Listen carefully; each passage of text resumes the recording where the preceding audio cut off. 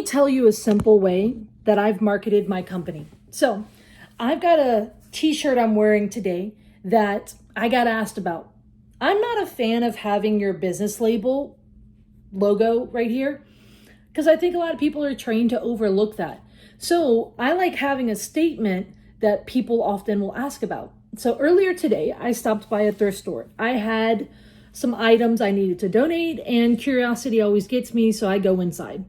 Now, this was tied to a church. I had never been to this thrift store before. They actually had a sign on the edge of the road that said thrift store this way. I said, let me go pull in. It's more of a mom and pop, smaller, tied to a little local church, not a big flagship name thrift store. And so I went in, and while I was in the store, I interfered because some of the employees were talking across the room asking, had someone seen this blow up mattress that was in a box for sale?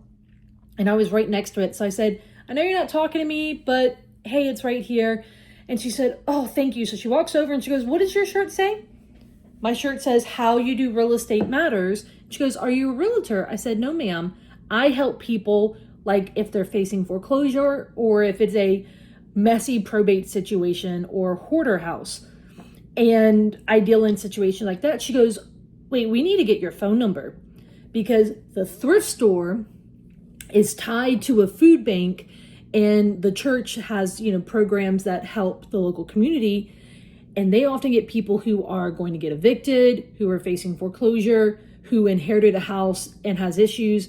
They often have people who call them, whether it's a part of their organization or not. And so I sat down with them. I wrote down my name and number.